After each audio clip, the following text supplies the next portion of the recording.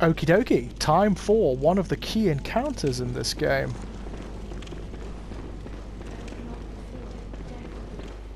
I love this cutscene.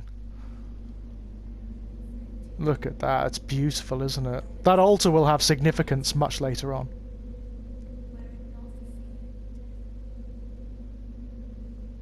Oh, look at her.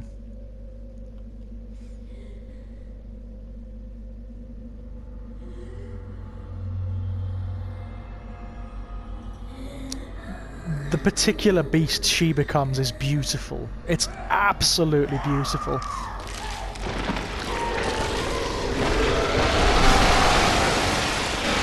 Wow, look at that. Amazing.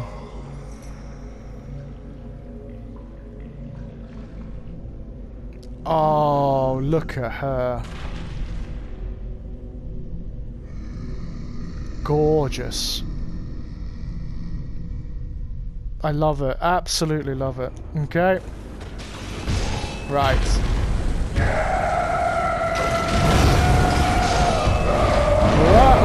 Oh. What? I love the fact that she still clutches that that locket, you know? It's so cool. It lends us such character. Oh, get out of the way! Uh-oh, no. Oh, be very careful. Whenever any of these monsters tries to grab you, it is not going to work out well.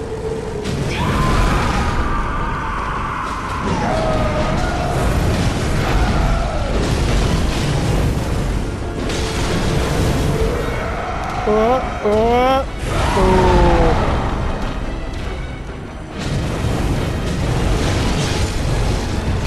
She is stunning, isn't she?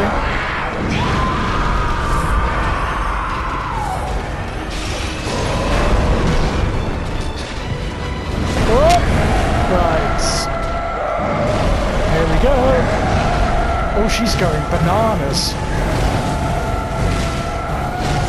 You have to be careful of that. She can heal herself, which is really, really quite problematic, you know?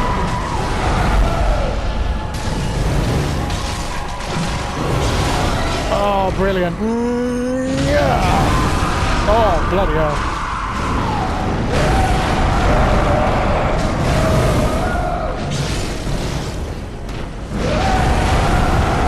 Oh. No grabbies. No grabbies. No grabbies. I've forgotten how long the fight is, actually. I mean, the amount of health she's got is insane. Maybe that's because it's New Game Plus, though, you know?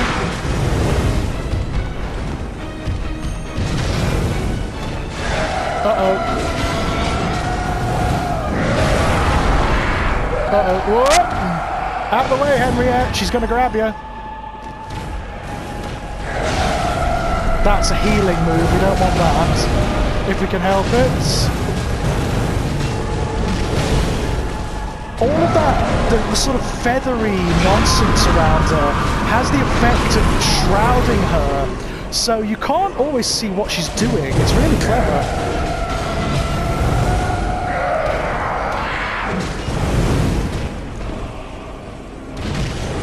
When she's got down to a particular level, I'm going to start flaming her. Oh, bloody hell. Bloody hell.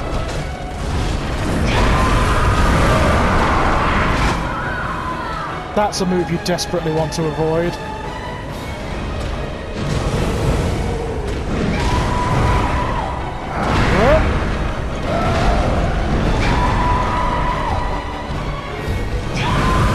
Oh, and that one, for that matter.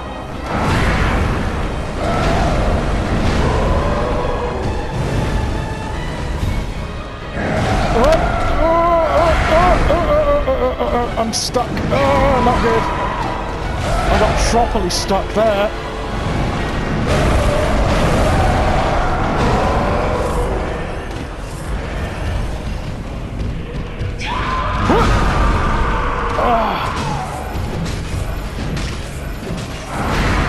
Oh god, she's doing a number on me! Oh!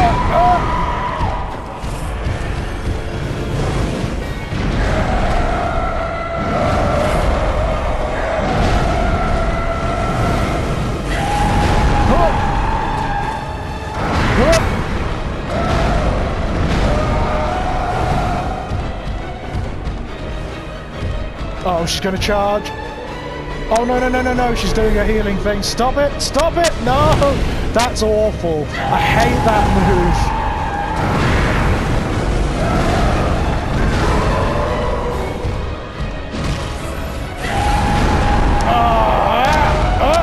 Shit.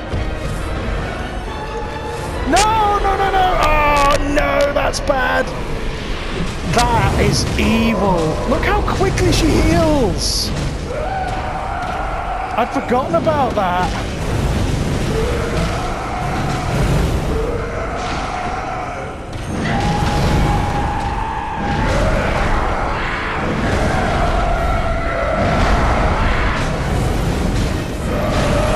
Oh my god. What?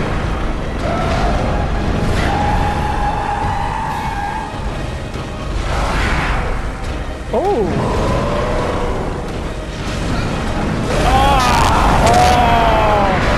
My god, we gave her a good go there, actually. That wasn't too bad. We weren't doing too badly there. I think with a little elbow grease we can take her down, actually. Whoa, god, she's tough. Vicar Amelia, my loves. Good god, one of the most interesting early bosses in this game. She's a big one. She's like a kind of mythological turning point for the game, if you like. She's one of those characters upon which the story pivots, and when she's dead, things change. It's almost like killing her marks something mythologically in the dream, and the night moves on to its next phase. And once that's done, it's well worth exploring areas that you've already been to, because they change. Things will be different after Vicar Amelia is dead. Now, I'm going to try taking her on my own, actually. I'm not, as I said earlier, I'm not the kind of guy who, like, is interested in the dick measuring element of these games, where it's a case of, you know, learning every element of the bosses and being able to take them down perfectly on your own and whatnot. But I do enjoy the puzzle of them. When you fight them on your own, there is this learning experience that's really wonderful. I've got to say, it's not unique in video games, but it is very pronounced in Bloodborne and Dark Souls. Very pronounced. Where you sincerely have to concentrate, you have to watch what they're doing, and you have to get used to the rhythms of the fight. It feels like genuinely learning something, and I love that. I think that's a beautiful thing in video games. You know, beyond that, you have the wonderful aesthetics. I mean, look at this thing. It's just beautiful. Like all the monsters, she has that real sense about her of tragedy and of implied backstory. So she's still clutching that locket. What is it about that locket? Is it a mark of her faith? Is it a memento of the brothers and sisters that she's lost in the church? I don't know. I honestly don't know, but she's clearly someone quite high-ranking in the healing church. Otherwise she wouldn't be here, and she wouldn't have become that. I don't know whether you've noticed, but all the characters that are heavily involved in the healing church end up becoming real monsters. I mean, like massive, titanic abominations. It happens to all of them. From Vicar Amelia to whoever the cleric beast was, to Lawrence, to Ludwig, happens to all of them.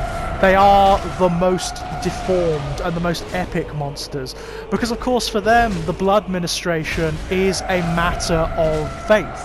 It's something they do all the time, and as a matter of holy right they imbibe the blood, you know, believing that it's bringing them closer to some, I don't know, some state of enlightenment or transcendence, which not necessarily untrue. It's just, it's very Lovecraftian. It's not maybe not the kind of transcendence that they had in mind. Oh, she's low on health, so now she's going to get nasty. She's going to start doing that bloody healing move, which is evil. Oh, I hate that so much. I mean, she does it a lot more on New Game Plus. A lot more, I can tell you that, and it's a lot more aggressive. On the normal game, it's the tiniest bit of health that she gets back, like the tiniest bit. But here, it just like, she could heal herself completely, quite easily. Oh, she's dead. That was fun. That was really fun, actually. I enjoyed doing that, and I was very pleased to do it on my own as well. Got her gold pendant, and I believe inside there is a relic of the church. There is a stone that we can put in one of our guns or something, but it's like a holy relic. It's one of the... this is what she was protecting and what she was praying to. I believe it's the skull of... It's either Lawrence or Ludwig. I don't know. I think it's Ludwig. Just judging by the shape of it, it looks more like Ludwig than Lawrence, definitely. One of the founders of the Healing Church. Master Willem, I've come to bid you farewell. Oh, I know. Ah, yes. You think now to betray me? No, but you will never listen. I tell you, I will not forget our adage. Ideological schisms occurring. We are born of the blood, made men by the blood, undone by the blood. Yeah. Our eyes are yet to open. Fear the old blood. Get used to that. Take my leave.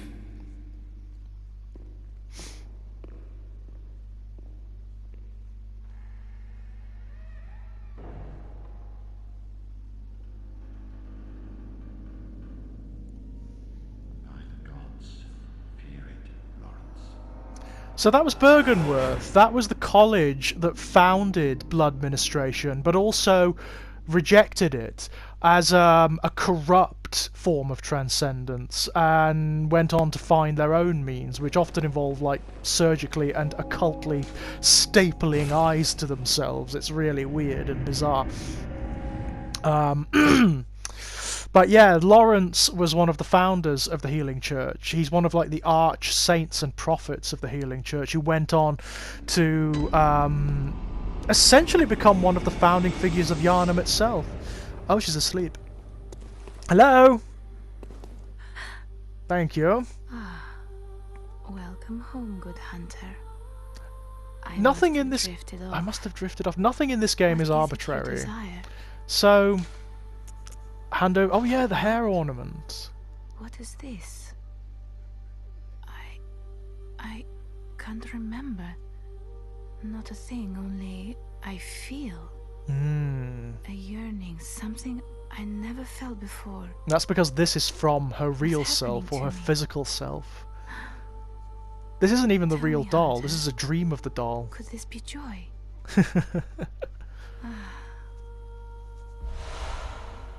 I mean, if you find Gehrman knocking about, he will tell you that he hates the doll. Hunters have told me about the church. Even though he created about it, the he hates gods it. and their love. But do the gods love their creations? I am a doll created by you humans. Would you ever think to love me? No, your creator definitely doesn't. Of course. I do love you. Isn't that how you've made me? Gehrman doesn't love her. He loves the woman she's based Very on. well. Who we may come to meet if I carry on with this. Lady Maria of the Astral Clock Tower, who we've fought twice before. She's very, very tough. Farewell, good hunter. But the doll is nothing like her. The eye of a blood-drunk hunter beckons hunters to the hunter's nightmare. A deformed creature will whisk you away outside Erden Chapel. So that's the eye of a blood-drunk hunter. You can only get that after you've defeated Vicar Amelia. And now, if we go to that outside area of the Erden Chapel and let the amygdala pick us up, it'll whisk us away to the hunter's nightmare. So we can buy lots of stuff here without using our insight. That's what this shop is for, and it's worth doing. There are certain things you can only get in this shop using your insight, and it is definitely worth doing. Because you can upgrade your weapons to their ultimate state by doing this. It's one of the only ways of getting them, for example. The blood rocks, which are what you use to bring your weapons up to their principal forms, if you like. I think I might have a go at one of the chalice dungeons, actually. I know they're not everyone's favourite. I'm going to remove all of these, and I'm going to do them all again, because I've already done these in the last game. So I'll remove these and create new chalice dungeons, I do believe. I wouldn't mind doing one of the higher level ones, though, if we can. That would be fun. Find some of the more interesting nasties. I mean, we have the ritual stuff to do it, so why not, you know? Why not? Of course, we haven't encountered some of the bosses in these chalice dungeons, so why not? I suppose we should. The Great It's Chalice, for example, we don't have the stuff to manifest that one yet. So maybe we'll do the Ailing Loran Chalice, because that's quite a high level one. That's quite cool. Done most of the Hinter Tombs. But yeah, I mean, even this element of the game, the Chalice dungeons, is bound into the mythology. Gehrman told us about them earlier. The dungeons exist beneath Yharnam, and they are part of a more ancient civilization that Yharnam was founded upon. And it's a non-human civilization as well. It's made by these creatures who came before humanity. And who have a much closer connection to the Great Ones, to the sort of extra-dimensional entities that are basically godlike in this universe. One of whom we've already encountered. I mean, we've encountered Amygdala, and the Amygdala is one of them. One of many, actually. So there's the Hypogean Jail. Shall we do a Chalice dungeon? Yeah, why not? I mean, a lot of people don't actually like the Chalice dungeons. I find them quite fun. I think they're an interesting part of the game. They could have maybe done a bit more with them, and if they do another Bloodborne, or even an updated Bloodborne, if they made them a little bit more various in terms of their tile sets, that would be amazing. That would be lots of fun. In fact, if they ever remaster Bloodborne for the PS5, like they did Dark Souls for the PS4, maybe they could add in some of the cut content. That'd be nice. That'd be really cool, actually. I mean, I've yet to play because I haven't got the bloody PS5. I can't get one thanks to the scalpers and the arseholes out there. But I've yet to play the remake of Demon Souls. But I hear it's very good. I hear it's very good. But yeah, this is the Thumerian Labyrinth. This is where the blood, the medium of the blood, was originally found, and where the Great Ones were originally learned of as well by scholars from Bergenworth that came down here trying to find out secrets and find treasures and whatnot. They actually discovered the medium of the healing blood, and also the creature that hosts it. And as to what that creature is, it's actually rather ambiguous. One of the creatures they originally found down here was a great one, but an abandoned one. One that the others had left behind in some great transcendence when they moved on to some other plane of being. And we're going to meet it. We are actually going to meet it. It's the creature that's ensconced in the High Cathedral Ward. The creatures known as the kin derived from Ebrietas, the daughter of the cosmos. Again, a creature that it's very easy to miss. You don't have to fight it, and it's actually very difficult to find if you don't know what you're doing. When I first played the game, I didn't even go to the Upper Cathedral Ward. I didn't know it existed. I had no idea. Those spiders are vile. I mean, at this point in video games, we're well used to the existence of giant spiders, are we not? We've played Resident Evil and all the rest, but those particular giant spiders are foul. I mean, I will say one thing for the Chalice dungeons. Look at this, all these environmental effects, like the wind with the dust blowing through, the electricity arcing in the air. There is variety amongst them. The lighting is often very different, the environmental effects are often very different. It's just the tile sets are pretty much all the same. So you do encounter the same rooms and the same chambers over and over again. So maybe if they remaster it, it would be nice to introduce more variety between the different types of Chalice Dungeon. That'd be cool. But even so, I'm impressed that it even exists, you know? They didn't need to include this at all. Oh, traps. Traps. See the raised tiles on the floor? Want to be careful of that. Yes. If we step on one of those, we're going to get shot by a flaming dart and die. Which, believe me, if you've spent time sort of working your way through the dungeon, killing everything off and making it safe, is a right ball ache. Whoa! You don't often encounter the werewolves in the Chalice dungeons. That's interesting. Ooh, you nearly killed me there. You don't often encounter the werewolves. It's only in very particular ones you get the werewolves. Oh, it's a spid. It's a spidly. It's one of the material ones, this, though. One of the ones that isn't summoned by a bell-ringing woman. They're actually called nightmare apostles, those things, because they're actually born from one of the particular nightmares in this game. The Nightmare of Mensis is what they're born from, if I remember correctly. Lots of beast creatures down here. That leads me to believe that one of the bosses we'll face down here is a blood-starved beast. That's usually the pattern. And yes, another one, another blood-starved beast. Only slightly harder than the one we've already fought. There are actually quite a few of them blood-starved beasts. They're clearly a type of monster that occurs because of a, I don't know, a particular, scrabbling. Now, is he going to give me enough time before, no, need to get out of there, otherwise I'm going to get killed. Oh, I'll have to come back for him. He's gone, he's disappeared. That's what the Scrabblies do. You have to kill them quickly, otherwise they disappear.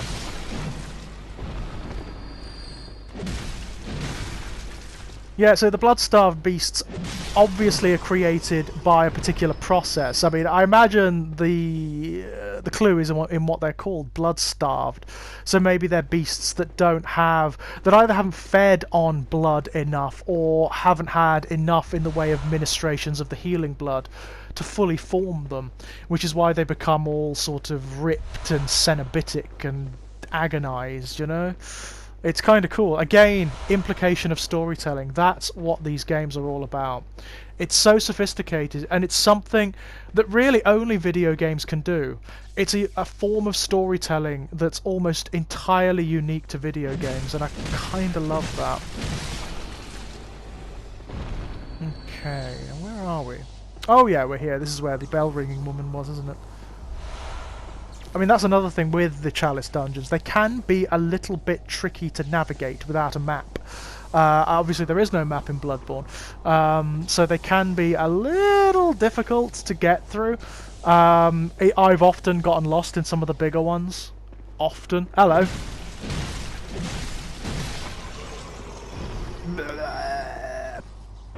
Okay. God, we're getting a lot of blood. Oh, got to be careful. See the trap? So you go blundering in, and then you get smacked in the face by 3 flaming darts and die. Uh-oh. That creature is a madman. That's actually what they're called. I think they're called lower Thumerian 2 madmen or something like that. Look, oh, the way they move is vile. It's so creepy. Their hair looks like it's caught up in tidal currents. And the way they move is slightly out of kilter with the rest of the world. It's so creepy and weird.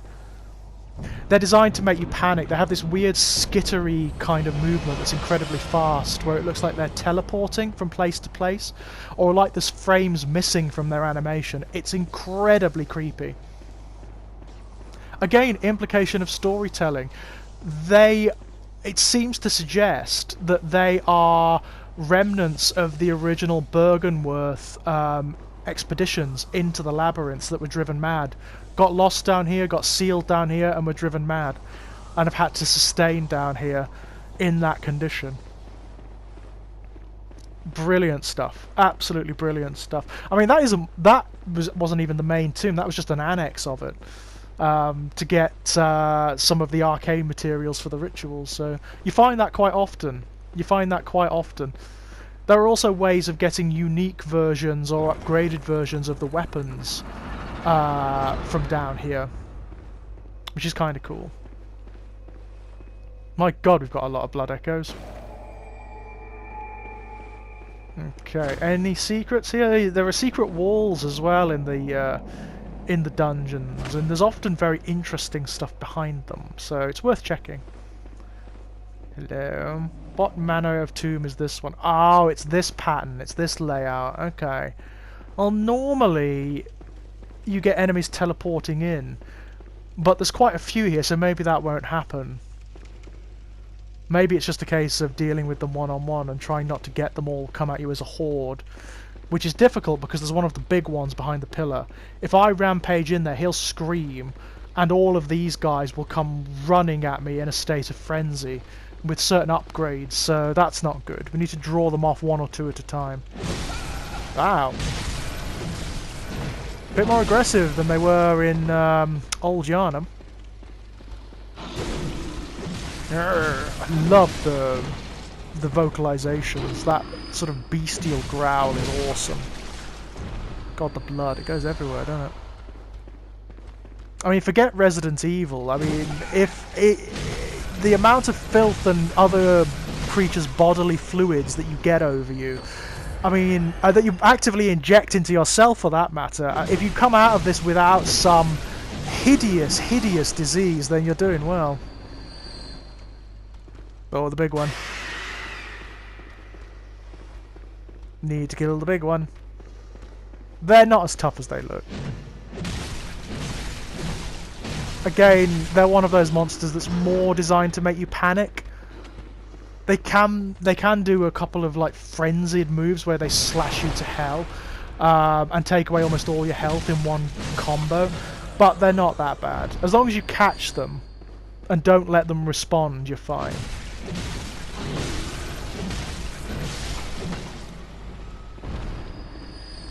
I mean, these creatures, the beast men with the capes and cowls, the implication is that they are people who took the healing blood but had some form of disease. That's what happened to Old Yarnum if you read the lore. There's some lore attached to the tablets, the bone dust tablets that you take, and it points out that there was a disease that ravaged Old Yarnum, and as a result it was sealed off, and the Healing Church may have actually spread the disease deliberately to test its blood ministrations, so they used the blood ministration on the people of Old Yarnum and turned them all into beasts. The Healing Church is not a good thing. It's a very, very, very evil organisation indeed, my loves. Uh-oh, you see the big guillotine? Alright. Yeah, there's going to be traps down here, aplenty. Beware of abhorrent beast. Oh, there's something in here. Something's going to come at me. What's it going to be? Ah, it's a werewolf! Okay, fine. What? So what you can do, you can try and trap the werewolf in the guillotine, and that will do a fair old bit of damage. Or you can just take it out the old-fashioned way. I mean, I know they're werewolves, but there is something about the way they scuttle in their gait that's actually rather arachnid, isn't it? It's almost insectile, which is creepy and unpleasant. Lots of traps in here. Lots of traps. Need to be careful. Any secret doors? No. Don't think so. But there is... there's a chest here, so that'll probably have something interesting in it. Ritual blood, useful. That may help us to... Nope. That may help us to open up one of the other chalice dungeons. But yeah, with the processing power of the PS5, they could make these dungeons so incredibly various and random. They could even... Ow, well, that was stupid of me. I was lucky not to die there, to be perfectly honest. They could even turn this into a roguelike, like The Binding of Isaac, very, very easily. And that would be incredible. Can you imagine the longevity Bloodborne would have if they did that? It would be mad. It would be crazy. But there's potential here. I mean, that's kind of what the Chalice dungeons almost are. They're not quite there, but it's got the feeling of it, you know? Right, okay, where are we? Oh, we're in one of these. This isn't the one I was in before, actually. This is a different one. Ah, this floor likely falls away, I think. Yeah, thought so. So that falls into one of the lower areas of the tomb. Okay. We'll go down there in a tick. There's still stuff we need to do. That I think we've already been down there anyway, so... What I want to find is the switch that opens up the chamber to the boss. Ah, it's down here. There's always something guarding it. There's always something guarding it. Not him, something bigger. Something nastier. What's it going to be? Oh, it's a madman. It's another madman. Ah, not good. Yeah. If they catch you in one of those frenzied combos, you're done, basically. They will murder you. But they are very staggerable. Very vulnerable to being visceraled, which is good. And then you can just sort of not let them get their footing. That's the way to do it. It's basically a case of not panicking. Which is easier said than done. Hey, there we go. We can go face the boss now. I don't know what it is on this level and in this particular chalice dungeon. I've no idea. So I'd better go and deposit my blood echoes, because I've got quite a lot. I mean, that's another thing the chalice dungeons serve. It's why Gehrman tells you to seek a holy chalice. Basically what he's saying is, in a very subtle way, the game's really bloody hard, so it might be wise for you to go and level up in the chalice dungeons a little bit, you know, to make it easier on yourself. That's basically what it's saying. There are also very good ways of upgrading your weapons, so... You know, there's a pragmatic element as well as a mythological element. It's clever. It's really clever. I mean, again, it's part of why I appreciate the storytelling of Bloodborne so much. The fact that the mechanics are so interwoven with the mythology. You just don't get that in video games very often. As I said before, it's very often the case that they're actually separate from one another. It can even contradict one another. That was the case in role-playing games for the longest time. The plot was separate from the mechanics of the game, you know? Farewell, good hunter. Where is Gehrman anyway? You can sometimes find him lying in the grass. Talking to himself. He's got some really weird lines of dialogue where he calls out to his old compatriots, Lawrence and Ludwig, calls out to them and begs them to save him from the dream. They were supposed to come and save him. They were supposed to come and end the dream at one point, but they didn't, obviously. For obvious reasons, when we meet Lawrence and Ludwig, you know, for obvious reasons, they kind of... well, became monsters, so had no opportunity to come and save him. They lost themselves just as surely as he did. And that's kind of what Gehrman's been waiting for all this time. Someone to come and relieve him of his burden. To take over the duties of the dream. Or to destroy it, to end it. Okay, so what have we got through here? What have we... So, there's another annex there. I'll go and do that in a moment. I want to look at what the boss is first. Should we do that first? No, boss first. Then we'll go and have a look at the annex. So all this is the Thumerian culture.